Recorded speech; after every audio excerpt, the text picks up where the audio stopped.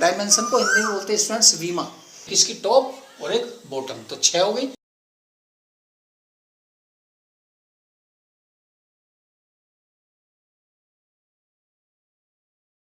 Hello students, हाय, कैसे हैं आप? आई होप आप सब अच्छे होंगे। Welcome back our YouTube channel Succeed education.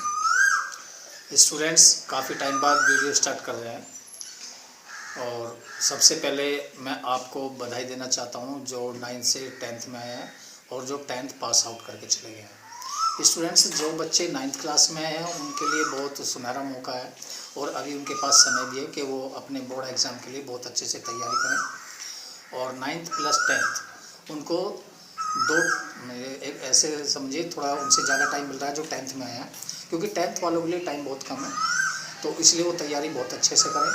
देखिए, पहले वीडियो में भी मैंने पहले भी आपको कई बार बताया कि तैयारी आपको किस तरह से करनी है, कितने पार्ट्स होते हैं, जैसे मैंने फैक्टर्स, मेंसुरेशन, ट्रिग्नोमेट्री, है ना, ये चीज़ आपको बताई, तो आप उसमें पार्ट डिवाइड कर सकते हैं।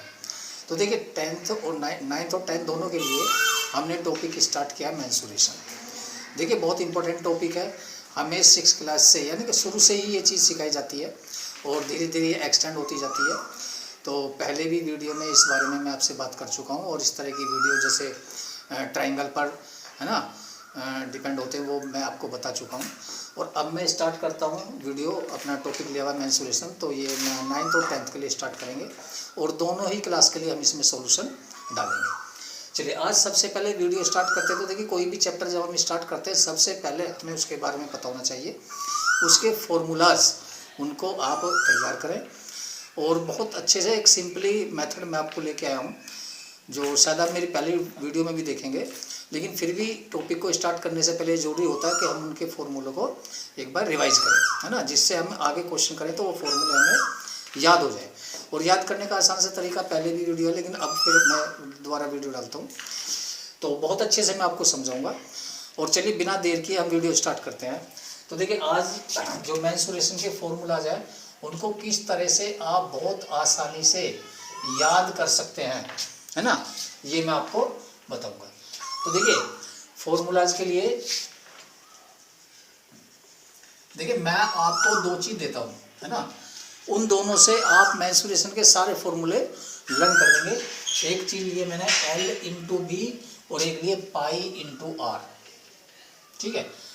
अगर ये दोनों चीज, है ना, इनसे ही L/B से और π/r से मेंसुरेशन के टोटल फॉर्मूले आपके सामने मैं देखिए 1 बाय 1 करके एक एक करके आपको समझाऊंगा।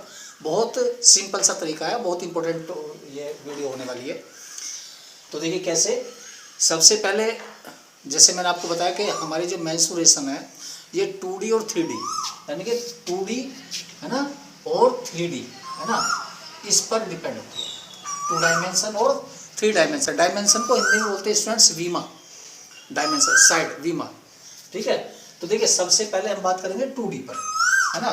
2D में सबसे पहले हमारा आता है, उसको बोलते हैं हम रेक्ट एंगल, है ना। हिंदी में इसे स्टूडेंट्स बोलते हैं आयत।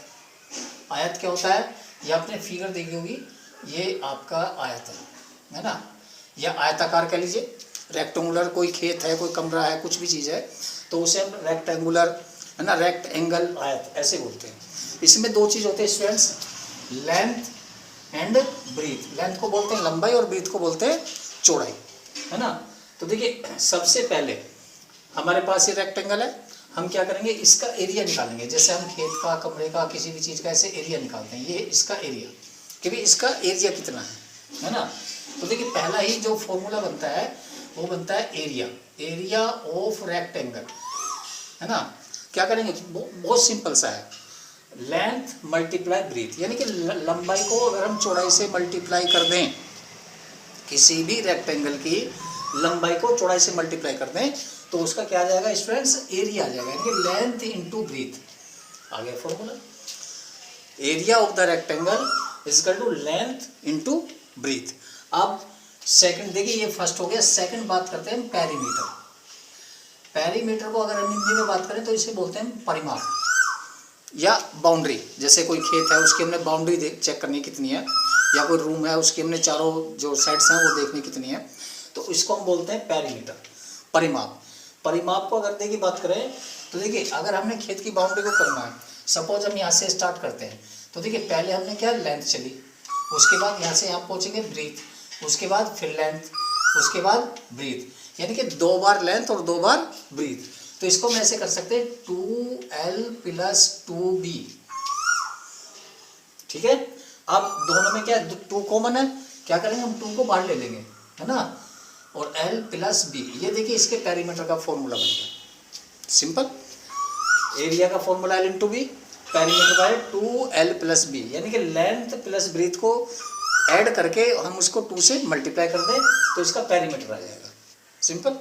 नाउ अब देखिए आगे चलते हैं, इसी में हम 3 डायमेंशन ले लेते हैं। कैसे, हम इस पर एक और रेक्टेंगल इससे ऐड कर देते हैं। ये स्टूडेंट्स ये बन गया हमारा क्यूबॉइड। क्या बन गया, क्यूबॉइड। ये इसको मिला दीजिए, है ना,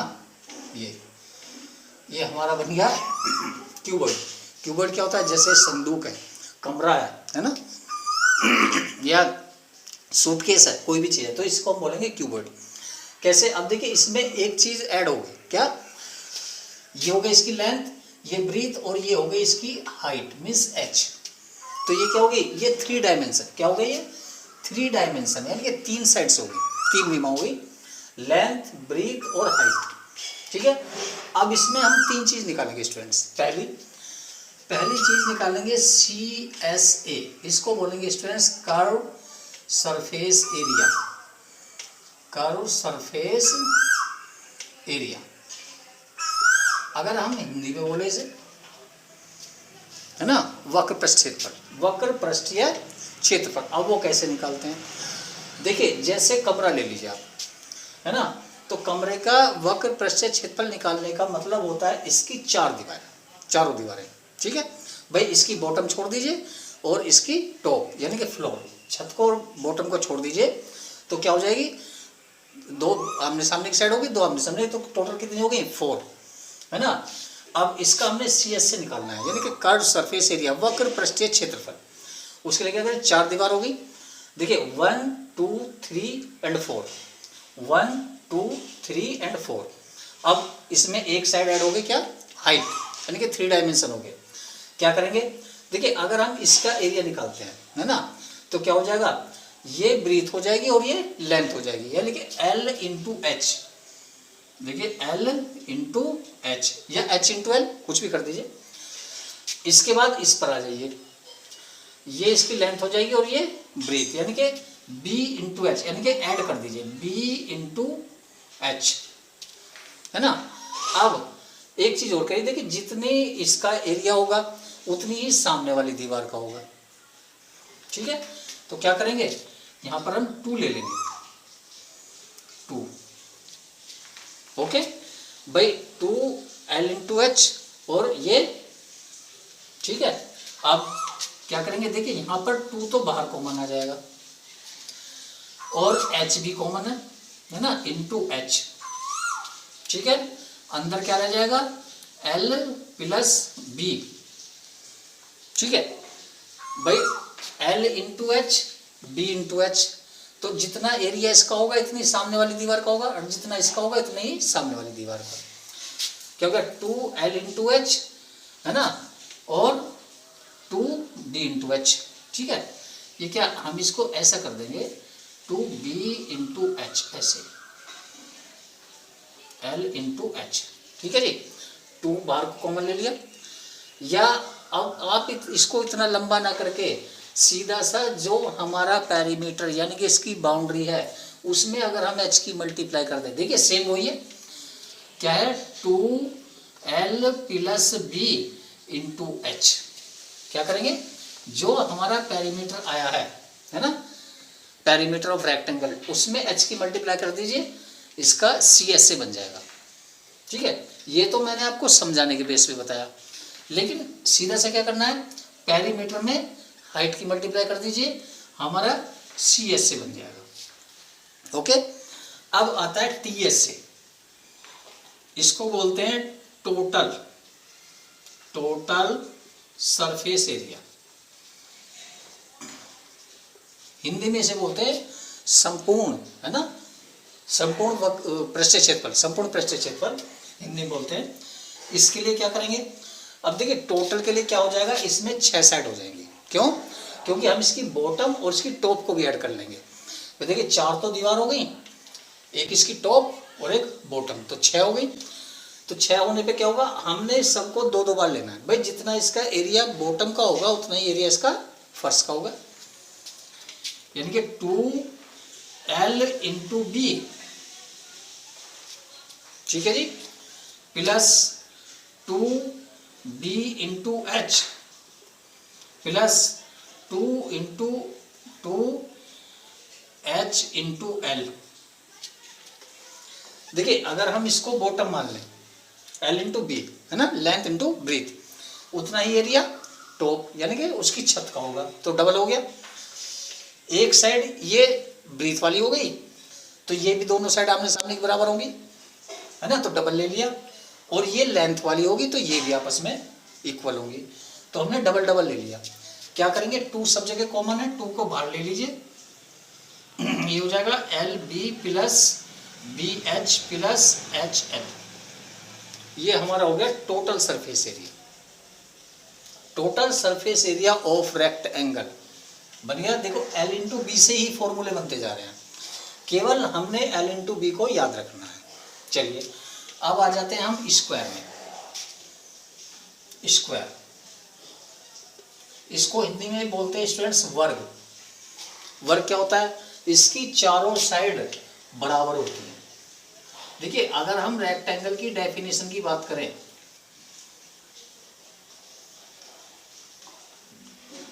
रेक्टेंगल की डेफिनेशन की बात करें, अपोजिट साइड्स आर इक्वल, यानी कि आमने सामने की भुजा बराबर होती है, लेंथ लेंथ के इक्वल, ब्रीथ ब्रीथ के equal, and every angle is 90 degree, जिसके जो चारों एंगल है वो 90। स्क्वायर में आ जाइए, all sides are equal.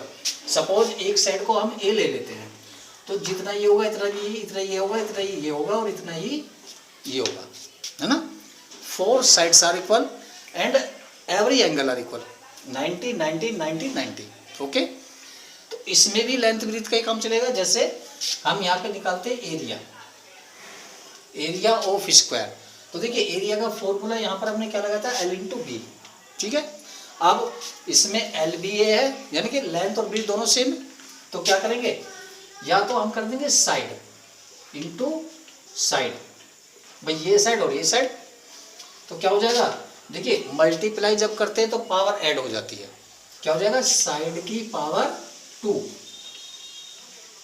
Okay, अब अगर साइड की जगह हम A ले लें, देन क्या हो जाएगा, A into A equal to A square. ये क्या हो गया हमारा एरिया ऑफ स्क्वायर। ओके, अब यहां पर बात करते हैं पेरीमीटर। देखिए पेरीमीटर भी क्या हो जाएगा, इसकी बाउंड्री, तो कितनी साइड, 1 2 3 4, 4 साइड से सीधा क्या करो, साइड से मल्टीप्लाई कर दो, यानी कि 4 इंटू साइड या 4 into A equal to 4a। Okay, 4 into side equal to 4a, क्योंकि साइड को हमने यहाँ पर क्या लिया हुआ है, a। अब देखिए स्टूडेंट्स, इसका हम बना देते हैं, 2 स्क्वायर एक साथ ऐड कर देते हैं, है ना, तो ये क्या बन जाएगा, जैसे उसमें बना था क्यूबॉइड, इसमें बन जाएगा क्यूब। क्या बन जाएगा इसमें, क्यूब। क्यों, क्योंकि इसकी सभी साइड्स इक्वल हो जाएंगी। ओके, ये क्या बन गया, ये क्यूब। जैसे आपका डिस्क होता है जिससे हम लूडो वगैरह खेलते हैं, है ना, उसमें कितनी 6 साइड्स होते हैं, and all sides are equal, all sides are equal. तो देखिए अब इसका सबसे पहले हम क्या करेंगे, CSA की बात करते हैं, मीन्स कर्व सरफेस एरिया। देखिए वही जो मैंने यहाँ पर कहा, कर्व सरफेस एरिया। अब CSA किसका निकालेंगे, इसकी चारों दीवारों का। देखिए 1 2 3 एंड 4, है ना, तो क्या हो जाएगा 4, और देखिए एक दीवार का एरिया निकालना है, तो एक दीवार का एरिया हो जाएगा A स्क्वायर, है ना, तो क्या हो गया 4A स्क्वायर, क्या हो गया, curve surface area of square. अब इसके बाद आ जाइए TSA, total surface area. Total surface area में देखिए कितनी साइड्स हो जाएंगी, 6। कितनी हो जाएगी, 6, यानी कि बॉटम, टॉप और चारों साइड। तो देखिए 6 इंटू ए स्क्वायर, क्योंकि एक साइड का एरिया कितना होगा, साइड इंटू साइड यानी कि a square, then total surface area हो जाएगा 6a स्क्वायर। स्टूडेंट्स अब एक फॉर्मूला और मैंने देखिए इसमें मैंने थोड़ा छोड़ दिया, मैं इसको दोबारा ले लेता हूँ। एक चीज़ यहाँ पर ले लेते हैं स्टूडेंट्स, वॉल्यूम। वॉल्यूम को हिंदी में बोलते हैं आयतन, कि जैसे कोई संदूक है, कोई कमरा है, उसमें कितनी हवा आ जाएगी, या संदूक है, या कोई है ना, उसमें कितना उसका अंदर से सरफेस कितना होगा, कितनी चीज़ उसमें आ जाएगी, उसको हम बोलेंगे वॉल्यूम, यानी कि आयतन, उसकी कैपेसिटी। ठीक है, उसके लिए हम क्या करेंगे स्टूडेंट्स, उसकी जो तीनों साइड्स हैं, क्योंकि 3 डायमेंशन है भाई, क्यूबॉइड है तो 3 डायमेंशन है, लेंथ, ब्रीथ एंड हाइट, क्या करेंगे, तीनों को मल्टीप्लाई कर देंगे, यानी कि length into breadth into height, ये निकल गया उसका वॉल्यूम। अब क्यूब में वॉल्यूम की बात करें, वॉल्यूम ऑफ द क्यूब,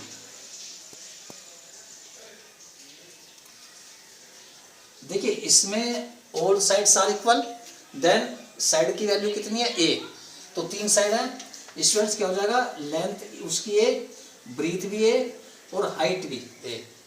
ठीक है, यानी कि a into a into a, multiply में पावर ऐड हो जाएंगी तो a की पावर 3, ये उसका हो गया वॉल्यूम क्यूब में। तो देखिए ये मैंने आज आपको L इंटू बी से ये फॉर्मूले आपको कराए। अभी एक रह जाता है पाई इंटू आर, तो उससे सर्किल, सिलेंडर है ना, स्फीयर, हेमिस्फीयर, कोन, उसके फॉर्मूले इसके बाद मैं स्टार्ट करता हूँ। फिलहाल आप इसका स्क्रीनशॉट लेकर के से सेव कर लीजिए। Thank you.